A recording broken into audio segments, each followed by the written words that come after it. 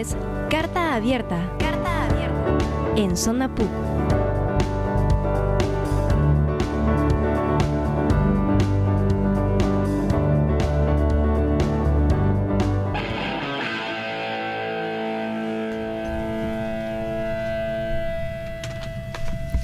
Hola, ¿qué tal? ¿Cómo están? Bienvenidos a Carta Abierta en Zona PUC.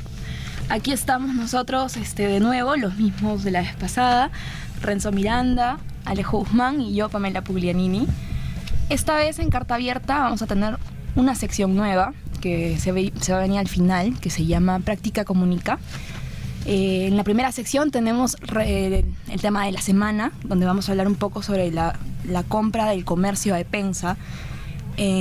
Seguidamente vamos a ir con Reportero Comunica, donde vamos a seguir hablando de lo mismo, pero sobre un evento que hubo la semana pasada, un conversatorio donde hablamos sobre ese tema. Y seguidamente vamos a ver en Dos Caras sobre la responsabilidad empresarial. Versus el asistencialismo. Versus el asistencialismo, perdón. Muy bien, y como para empezar a hablar del tema de la semana, tenemos a nuestro invitado Jorge Acevedo. Hola Jorge, ¿cómo estás? Bienvenido a Carta Abierta en Zona PUC. Entonces, bueno, todos los deben conocer. Jorge es el coordinador de la especialidad de Comunicación para el Desarrollo de nuestra facultad. Así que bienvenido Jorge, vamos a... Muchas gracias por la invitación y felicitaciones por este programa. Creo que justo hablando de concentración mediática, espacios como este en internet o tratando incluso de trascender al mundo del internet son muy necesarios para hablar sobre temas respecto a los cuales es muy difícil, digamos, conversar públicamente, tratarlos, discutirlos. Si les parece, hacemos un repaso sobre lo que ha sucedido antes de empezar a analizarlo. Bueno, el mes pasado el Grupo del Comercio compró el 54% de las acciones del Grupo Epensa, que agrupa a los diarios Correo, Ajá, Ojo y El Bocón. Con esa compra, el Grupo del Comercio tiene el 78% del mercado de diarios. Y lo curioso es que esa compra sucedió después de que el Grupo La República estuvo negociando con Epensa su compra, ¿no? Porque la familia Gois quería vender el Grupo Epensa. Entonces, después de esto, bueno, se ha iniciado una pequeña lucha entre la República, que ha quedado picona porque no pudo comprar, aduciendo argumentos muy válidos sobre la concentración mediática, versus el comercio, que tiene argumentos sobre libertad de empresa y libertad de mercado.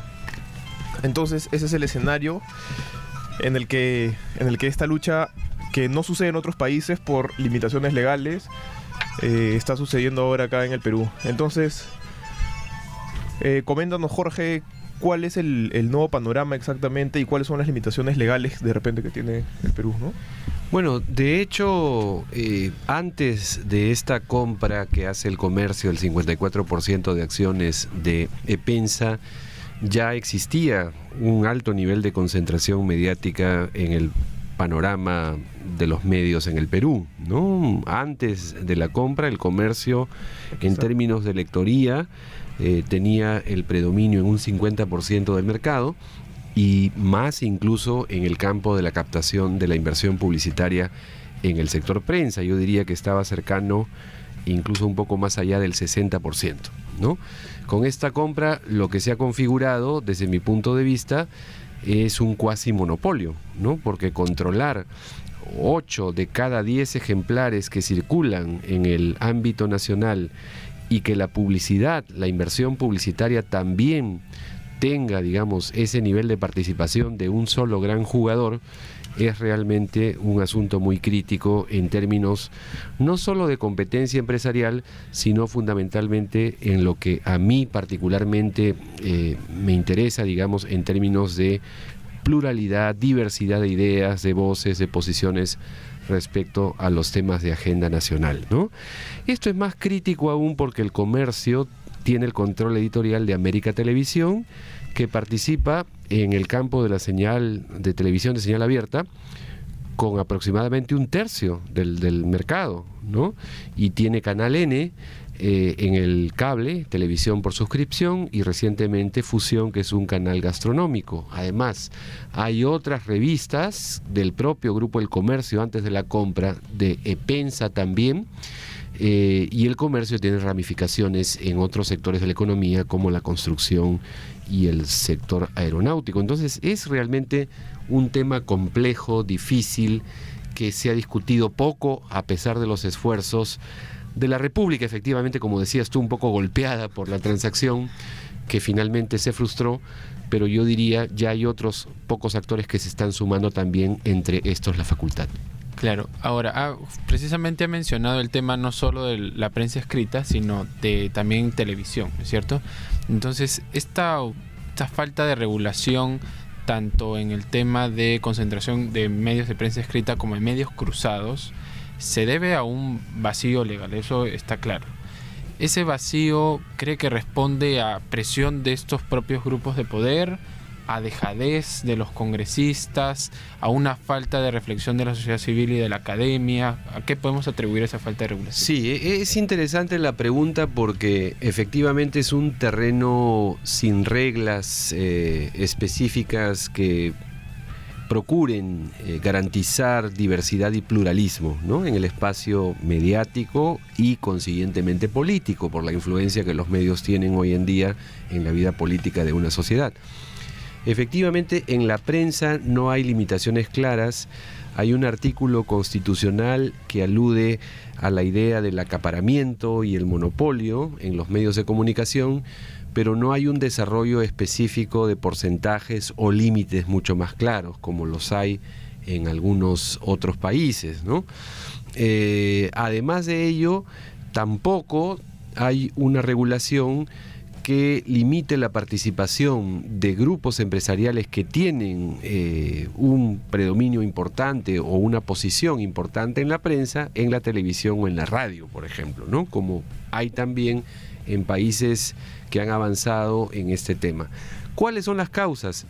Efectivamente, yo diría que tienen que ver con la debilidad de la política y de los partidos, que son casi inexistentes, para legislar, ¿no?, en estos temas complejos para el terreno de los medios de comunicación, ¿no? Los intereses empresariales, especialmente mediáticos, prevalecen de manera muy significativa, porque estos temas no son siquiera mencionados en el Congreso de la República, ¿no es cierto? Ni siquiera ha habido algún interés en plantear esto en términos de discusiones, ¿no?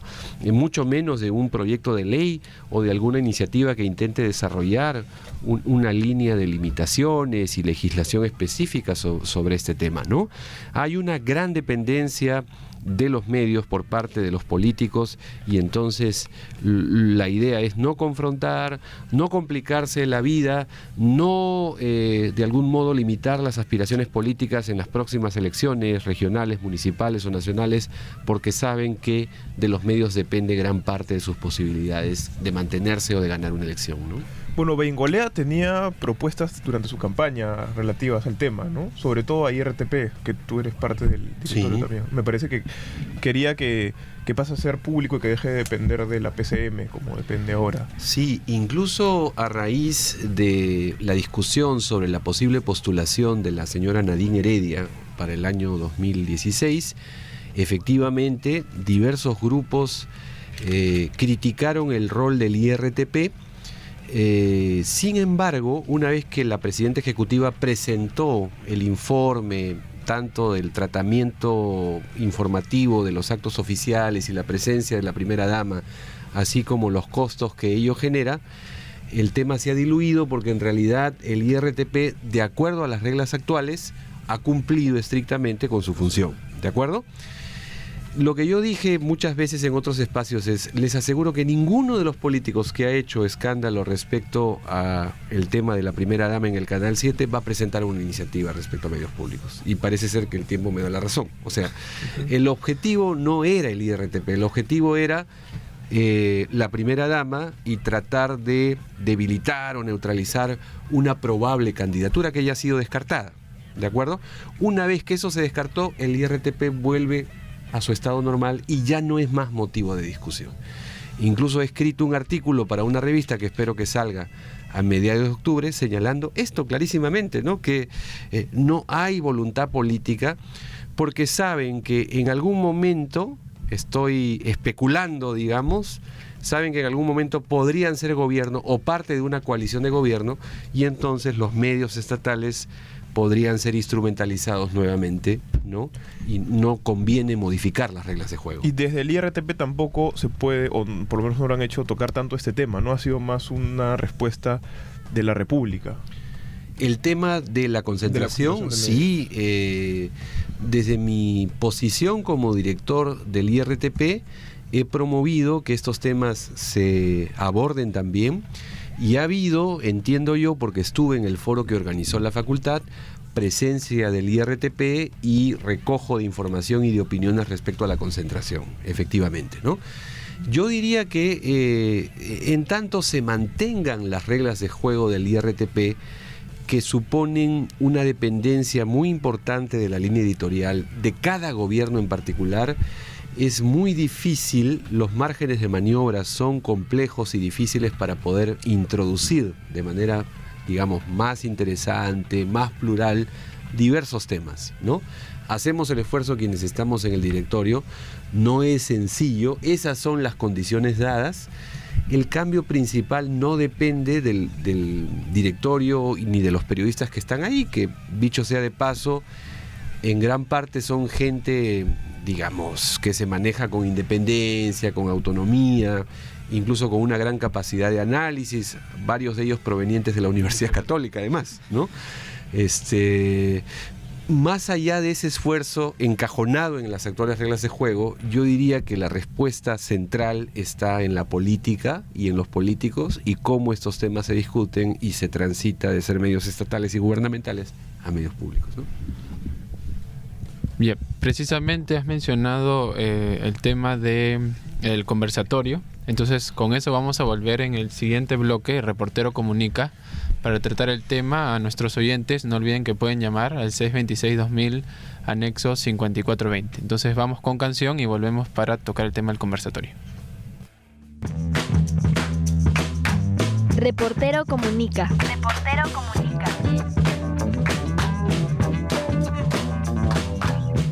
Ahora sí, estamos de vuelta con nuestra sección Reportero Comunica, en la que vamos a hablar del conversatorio que hubo el 19 de septiembre, de la semana pasada, sobre esta alianza, ¿no?, entre el comercio y EPENSA. Entonces, continuamos aquí hablando con nuestro invitado Jorge Acevedo. ¿Qué tal? ¿Tú estuviste en el conversatorio? Sí, claro, he sido parte y haciendo una especie de cherry. La especialidad de comunicación para el desarrollo propuso y, digamos, movió un poco los ánimos de la facultad para que este conversatorio se pueda desarrollar, porque nos parece que por tradición, por el perfil que la Universidad Católica tiene, no puede estar ajena a estos temas de discusión, ¿no? Es muy difícil porque el poder mediático es grande para la política, para los académicos, en fin, para la gente que quiere de algún modo estar en el espacio público. Confrontar o discrepar o hablar sobre estos temas es complicado, ¿no? Y pensamos en ese sentido que por el perfil, la misión, la tradición de la universidad, era importante que promueva esta discusión y lo va a seguir haciendo. Invitamos a personas de diferentes campos, ¿no? Desde los periodistas estuvo Zuliana Lainez, de la Asociación Nacional de Periodistas del Perú. Desde el sector de la política, Alberto Adriancén, quien es actualmente parlamentario andino. Desde el derecho constitucional estuvo el profesor Roberto Pereira, que es profesor docente de esta universidad. Estuvo también Marisol Castañeda, desde el sector de las comunicaciones, Calandria, también profesora de esta universidad, y Juan Gargurevich, desde la perspectiva de la historia de los medios y cómo se ha ido acotando el número de grupos mediáticos en Estados Unidos y en otras partes del planeta, ¿no? ¿Y qué es lo que se propusieron principalmente con este conversatorio? Bueno, principalmente que el tema se discuta. ¿no? Que el tema se discuta desde diferentes posiciones.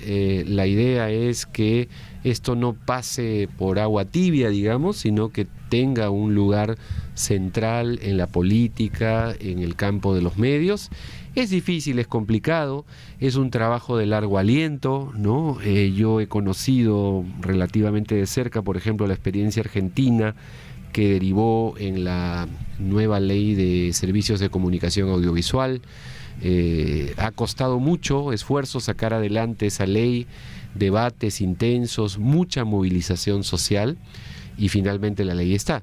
Se puede discutir si se instrumentaliza en parte por parte del gobierno y si es parte de la confrontación política, pero la ley como tal es muy interesante en términos de procurar democratizar, digamos, los medios de comunicación, ¿no? En el caso argentino. La facultad va a continuar. El 17 de octubre tenemos un seminario más bien cerrado, pero lo vamos a transmitir por internet, es lo que entiendo en base a las gestiones realizadas, sobre medios públicos y comunitarios, que es otro sector, ¿no? La universidad también y la facultad estiman conveniente promover un debate sobre los medios estatales, en la lógica de avanzar hacia medios públicos, y sobre cómo se puede fortalecer medios comunitarios, educativos y locales como alternativa frente a estos grupos empresariales grandes que tienen predominio en el sector mediático nacional, ¿no? Tengo entendido que Alberto Adriancén puso ejemplos de otros países, pero sin embargo eso en el Perú es muy difícil de aplicar porque la opinión pública se te va encima, ¿no? Si es que se le ponen limitaciones a la propiedad porque tenemos prioridad del derecho a las empresas antes que el derecho a la prensa. ¿Por qué? ¿Por qué la sociedad limeña sobre todo reacciona así ante propuestas como esta, ¿no? Me parece que tiene que ver en parte con desconocimiento, ¿no? Porque es casi sentido común que las empresas de televisión y de radio son prácticamente las dueñas de las señales, ¿no? Y en realidad estamos hablando de concesiones temporales que usan determinadas empresas explotando un recurso que es el espectro radioeléctrico, que es un bien común, es un bien público limitado, ¿no? Es un desafío educativo muy fuerte, ¿no? De algún modo, para usar los términos de Paulo Freire, es un desafío de estímulos y de generar procesos de toma de conciencia, ¿no? Toma de conciencia respecto a lo que ello implica.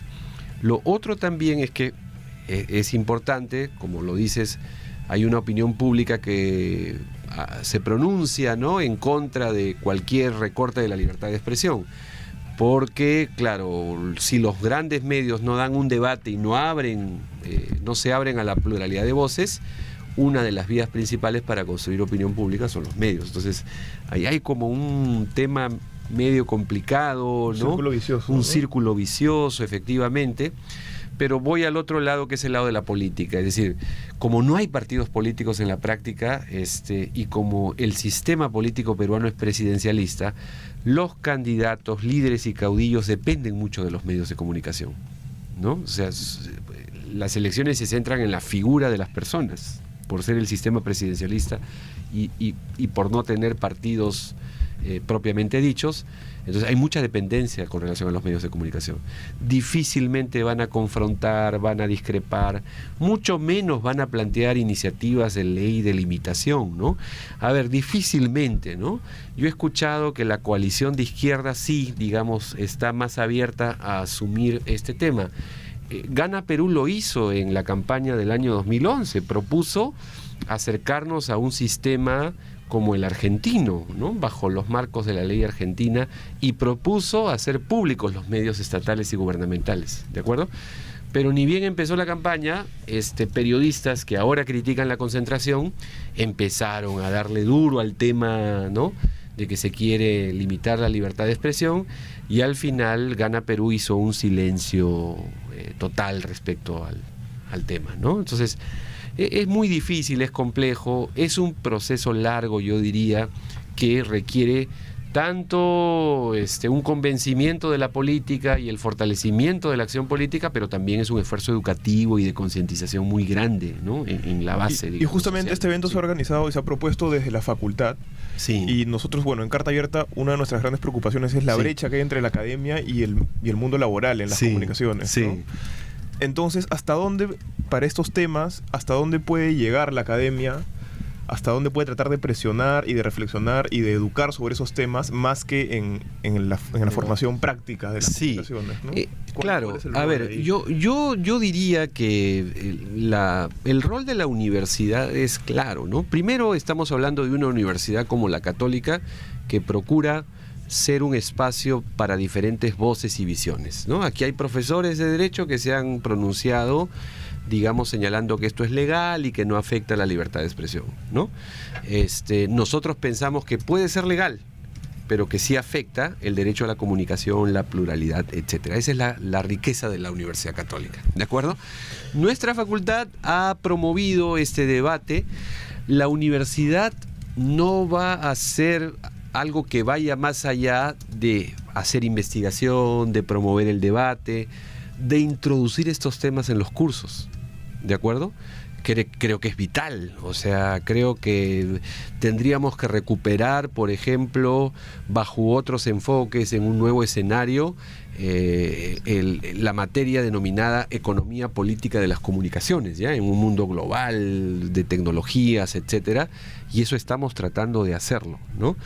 Pero más allá de eso, la universidad no tiene un interés y un alcance como el que podrían tener, digamos, los periodistas agremiados o otros grupos de sociedad civil. Vamos a contribuir, vamos a colaborar con el debate, con investigación, con propuestas, con política comparada en el caso de la regulación de medios de comunicación, pero la universidad tiene un límite, ¿no?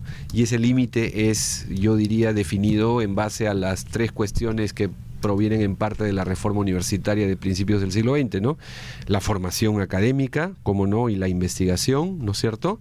Y el compromiso con el entorno, ¿no? El compromiso y la proyección social. En esas líneas vamos a trabajar, pero no podemos ir más allá. No somos un actor político que va a presionar y hacer toda una coalición, en fin. Estamos trabajando, compartimos experiencias, conocimientos, aprendizajes, pero más allá de eso, pues no, hay otros grupos que tendrán que asumir también su propia responsabilidad. Sí, rescatar, pero que a pesar, ¿no es cierto?, que la universidad cumple las funciones dentro de sus límites, sí. Es muy rico, es importante que este debate, porque los medios lo simplifican a simplemente casi un fundamentalismo ideológico, aunque precisamente ideologías no hayan acá, ¿no? Porque mucha gente señala que si la compra lo hubiese hecho la República, quizás no se hubiese alzado la voz, cuando hay que aclarar que también se hubiera hecho, porque estaríamos hablando de que 2 grupos grandes controlarían básicamente un duopolio, ¿no es cierto?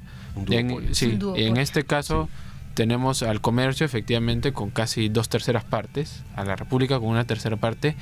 En el otro escenario también se hubiera alzado la voz y criticado, y eso hay que dejarlo claro, porque tienden a simplificar el debate, ¿no? Como en todas las cuestiones morales, qué sé yo, políticas, en este caso. Es que el debate está dado entre 2 grupos empresariales, nada más, ¿no? Sí, por eso es que la concentración y la libertad de expresión, el derecho a la comunicación, no es un asunto de privados, ¿no es cierto? Es un asunto público. Creo que eso es importante de seguir promoviéndolo. Y en segundo lugar, lo que decía Renzo, ¿no? Obviamente que a un cuasi monopolio es mejor un duopolio mediático. Sin embargo, el duopolio mediático tampoco es algo positivo en términos de diversidad y pluralismo, ¿no? Entonces vámonos a la publicidad y volvemos con el siguiente bloque.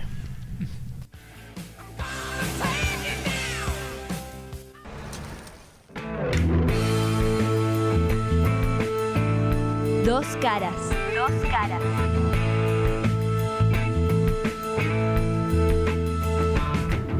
Bien, estamos de vuelta aquí en Carta Abierta por Zona PUC. Son 12:33, estamos en vivo al aire. Y ahora nos compete, dentro del bloque de Dos Caras, tocar el tema de la responsabilidad social empresarial. Vamos a escuchar la cuña. ¿O ya no? Ah, ya. Ajá, la puso antes de que entré. Ponte los Entonces, audífonos. básicamente pedirle una reflexión a nuestro invitado, ¿no? Porque definitivamente es un tema muy actual, muy importante en la coyuntura de conflictos sociales, de ley de consulta previa que vive el Perú. Y bueno, hechos actuales lo demuestran, ¿no? Que, por ejemplo, un curso de la especialidad, ¿no? Se haya abierto un curso de responsabilidad social, concertación y manejo de conflictos. El día de ayer hemos tenido un conversatorio de minería y agricultura en la Facultad de Ciencias Sociales. A los alumnos no les sobran ofertas, no les faltan ofertas de precisamente actores mineros, ¿no? De Buenaventura, que son los que buscan... mejor pagan, además. Exacto, ¿no?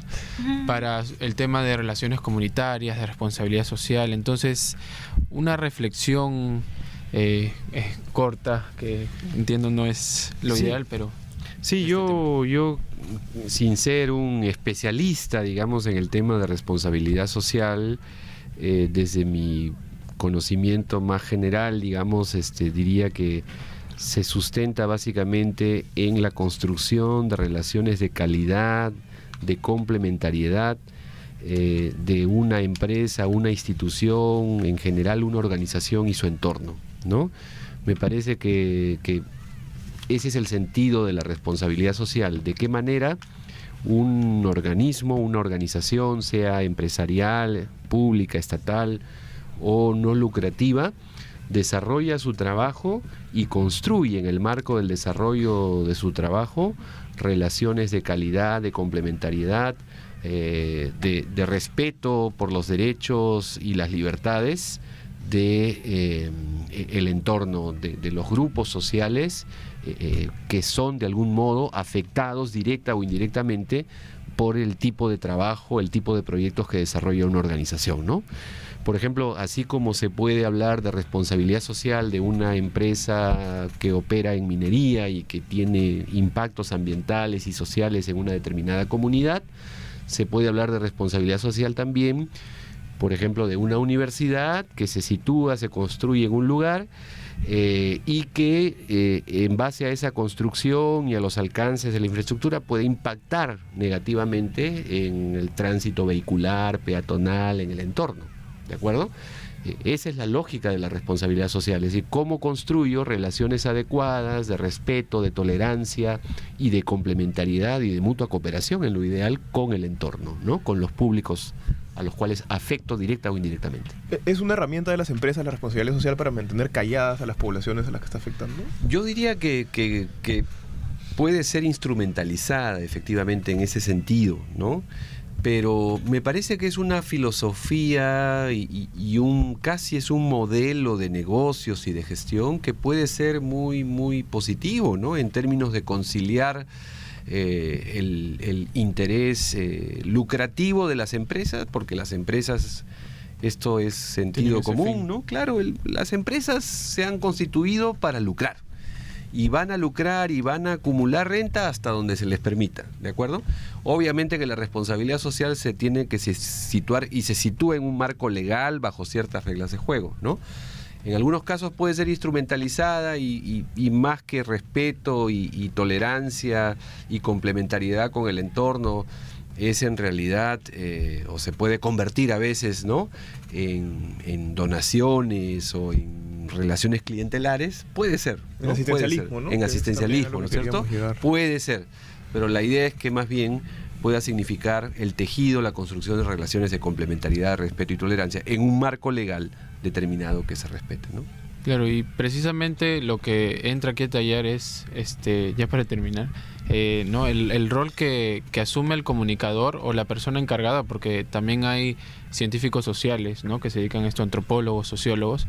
Entonces, de saber tú, en tanto trabajador de la empresa, saber que efectivamente en ese momento te debes a ellos, pero también hacerles entender que no basta, o hay formas mejores de conseguir la confianza de una organización, ¿no? Por ejemplo, muchas veces simplemente uno actúa brindando las cosas que da la empresa, digamos, una escuela, ¿no es cierto? O en muchos casos dinero a la comunidad, pero también pasa por nosotros hacerles ver a la empresa que si nosotros organizamos a la comunidad, que definitivamente es un costo altísimo, no solo político sino económico, a largo plazo es mucho más beneficioso porque va a permitir lo que tú has estado mencionando de construir esa relación de confianza para hacer negocios, para buscar el desarrollo social, económico de la zona, etcétera. Sí, es importante efectivamente el rol del comunicador, como es importante el rol del científico social, porque para que se logre, digamos, construir relaciones de calidad, de respeto, de tolerancia, de complementariedad y cooperación incluso, es importante para cualquier organización desarrollar la capacidad para ponerse en el lugar del otro o de la otra, ¿no? Para lograr entender qué piensa, qué siente, cuál es la problemática y cómo el otro percibe el desarrollo de las actividades de una organización y cómo percibe los perjuicios o beneficios de esto, ¿no? Esa es una base central para poder establecer otro tipo de relaciones. Pero si vamos negando, ¿no?, lo que piensa el otro, o si decimos, no, que las lagunas son así, asá, y no van a impactar en la vida de la gente, al contrario, los reservorios van a ser mucho mejor, porque o sea, ahí estamos empezando mal, digamos, ¿no? Y estamos probablemente debilitando la posibilidad de construir otro tipo de relaciones con los entornos cercanos que se pueden ver afectados negativa, positivamente, pero afectados al fin por el trabajo, el desarrollo de una organización, ¿no? Entonces el rol del comunicador es acercar y especialmente hacer este ejercicio tan difícil por la historia, ¿no?, en fin, de América Latina, del Perú, tan difícil de ponerse en el lugar del otro o de la otra y de reconocer que lo que el otro sabe, piensa, siente y percibe como problemáticas es tan válido como lo que yo puedo percibir, ¿no? Bueno, agradecemos la participación de Jorge en el programa. Hemos abusado un poquito de su tiempo, 10 minutos. Ahora vamos con una canción y regresamos con Practica, Comunica y la agenda. Muchas gracias a ustedes, más bien los felicito y espero que este espacio se siga fortaleciendo. Gracias. Muchas gracias. Chao, Jorge.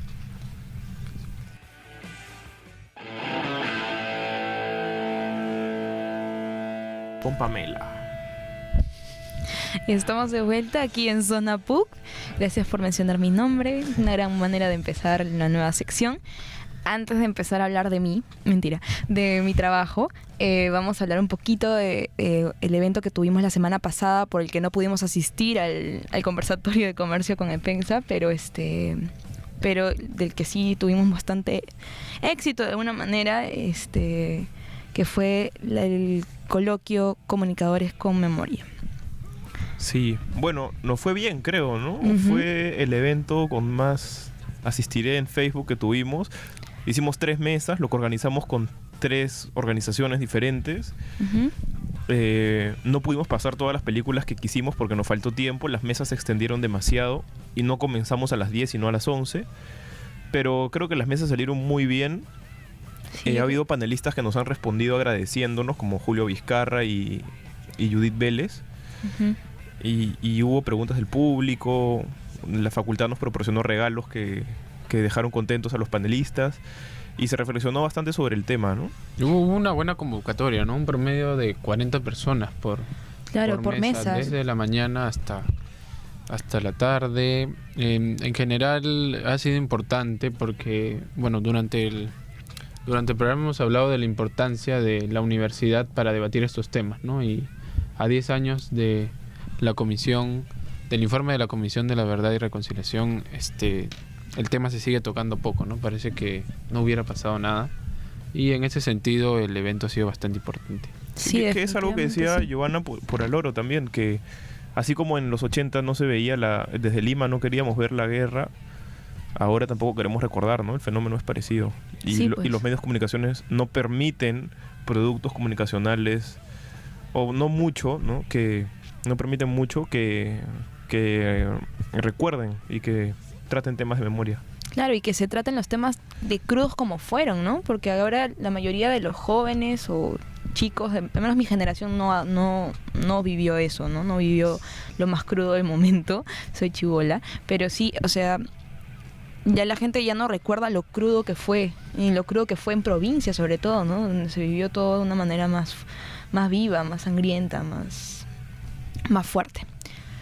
Y me parece bravazo que en verdad haya salido tan bien el coloquio, porque ha venido gente de San Marcos, ha venido gente de afuera en general, que simplemente venía y tomaba fotos y estaba muy, muy emocionada de escuchar esas revelaciones, ¿no? Que se dieron en la primera mesa, por ejemplo, sobre las represalias que tenían los grupos tanto terroristas como el ejército en los periodistas, de ver cómo la impresión que tuvo el movimiento audiovisual en esa época, ¿no?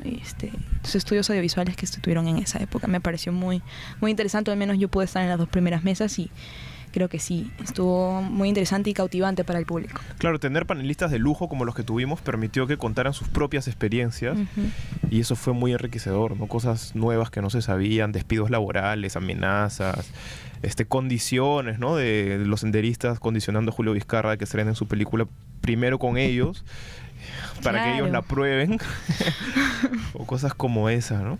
Cómo se llevaban a cabo las redacciones, también cómo conseguían la noticia. Algunos panelistas presentaron libros, ¿no es cierto? Y en ese sentido, la riqueza del evento, aparte de la convocatoria que estuvo en la pluralidad del contenido y de los invitados. Claro. Entonces, vamos con el siguiente bloque para hablar con Pamela sobre su experiencia laboral.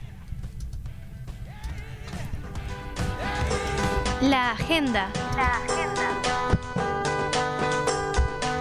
No, había una pequeña equivocación de cuñas. No, pero está bien. El siguiente bloque todavía no tiene cuña porque es nuevo.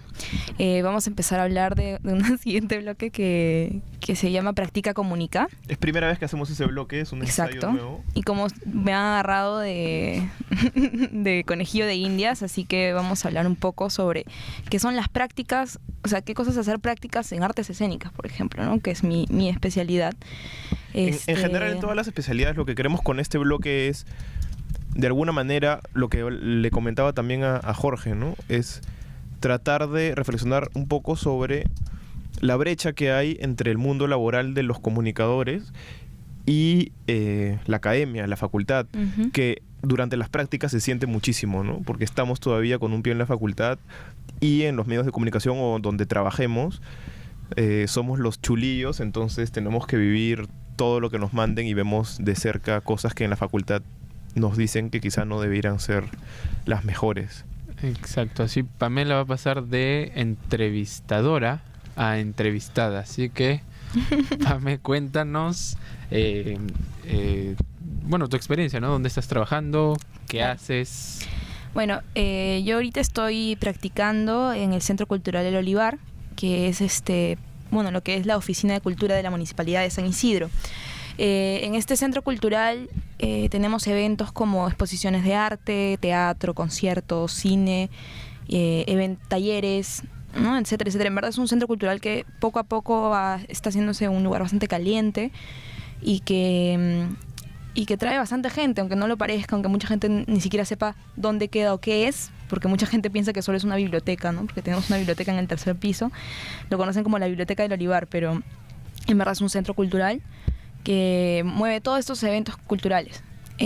Mi labor es asistir a la coordinadora de eventos culturales de las cosas que suceden en el auditorio y en la sala multiusos, ¿no? Yo no me encargo, por ejemplo, de las exposiciones de arte, eso se encarga otra persona, pero sí me encargo de supervisar los eventos que pasan en las noches, sobre todo. Entonces, sí, pues mi trabajo es más que todo nocturno. Tu horario es un poco complicado, ¿no? Mi horario es bastante complicado. En realidad, sí, trabajo de lunes a domingos. Descanso los martes, y de lunes a viernes voy de 6 a 10 y los domingos voy de 2 a 10. De la noche. De la noche, perdón, sí, de la noche, no de la madrugada. Sí. ¿Qué relación o qué conexión has podido hacer entre lo que has aprendido, lo que estás aprendiendo en la universidad, los cursos y tu trabajo? Porque la mayoría de gente, yo me incluyo, nos imaginamos a la gente de artes escénicas o actuando o escribiendo un drama. O produciendo, ¿no? Una obra. Claro. Sí.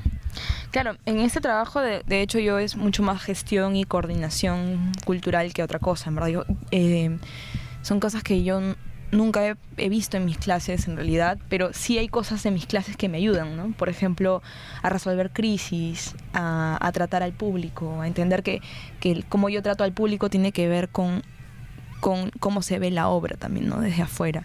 A pesar de que yo no sea de la producción de la obra, yo tengo que entender que todo es parte de un todo, o sea, todo es un todo grande donde la gente entra y ve a ver la obra. Entonces, tengo que, por ejemplo, saber cómo tratarlos bien, saber darles toda la experiencia, ¿no? Porque todo eso es parte del producto comunicacional que preparaba el director.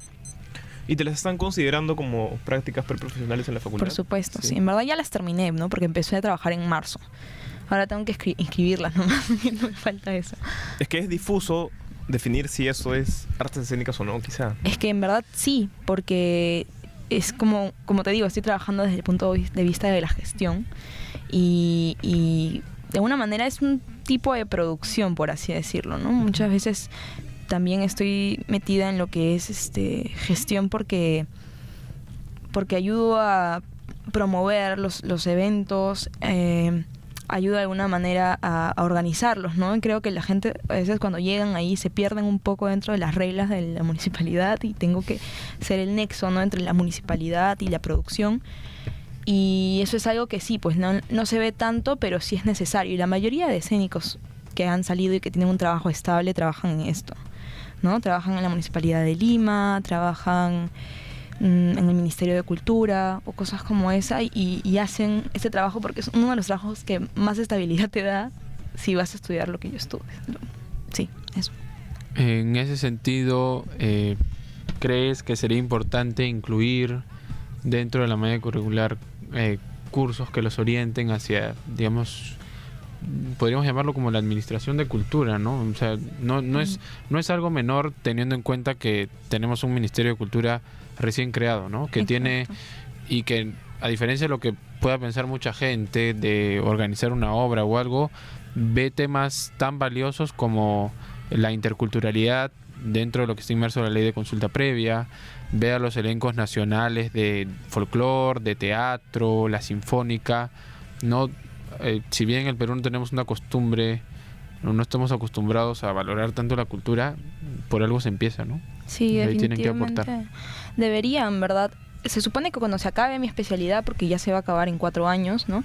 Están rumoreando por ahí que van a abrir una carrera de gestión cultural, ¿no? Que supuestamente va a ser lo mismo que lo mío, pero desde un punto de vista más de gestión que de comunicaciones. Y me parece que lo importante de mi carrera, ya para cerrar este bloque, ¿no? Lo que me parece más paja de este trabajo es que me ayuda a salirme un poco de mi, no sé, podría decir de egocentrismo artístico, a abrirme un poco a ver todo este mundo cultural, ¿no? Que yace en un lugar tan chiquito como San Isidro, ¿no? En un foco tan pequeño como San Isidro y que puede ser mucho más grande a partir de reglas de promoción, no sé, de poner nuevos talleres, de nuevas cosas, tratar de hacer que la gente participe más en la cultura, ¿no? En la promoción de cultura. ¿Y ha habido casos en los que hayas confrontado éticamente lo que te enseñan en la facultad con lo que estés poniendo en práctica en tu trabajo? Sí, en verdad sí. Es un poco difícil porque, por ejemplo, las reglas del Olivar, donde yo tengo que, por ejemplo, que tienen una razón de ser, ¿no? Que, por ejemplo, es que a las 10 de la noche el auditorio tiene que estar cerrado. Es porque las personas que trabajan hasta las 10 de la noche y no se les pagan horas extras. Entonces, yo tengo que hacer que su horario se cumpla. Entonces, eso es por parte de las reglas de la municipalidad. Y por otro lado está el hecho de que yo no puedo ir y apagarle las luces a un evento que está sucediendo y que se pasó 5 minutos de la hora, ¿no? Sí, bueno, eso me he tenido que ver enfrentada a eso y me parece, yo como artista es terrible tener que decirle a alguien sal porque estás pasándote de la hora, pero por otro lado está esta cosa del respeto, ¿no? Y del respeto al trabajo de otras personas, que en verdad es por falta de al final tú te das cuenta que es por falta de organización del artista, ¿no? No es por una cosa de que el artista lo está sintiendo y está avanzando, no, es porque no entró a la hora a hacer su prueba de sonido y porque no montó a tiempo, ¿no? Entonces hay ciertas cosas que sí hay que de una manera verlas de una forma lógica, no totalmente cerrada. Muchas gracias, Pamela, por iniciar este bloque. Creo que ha salido bien. Y ahora sí vamos con la agenda. La agenda.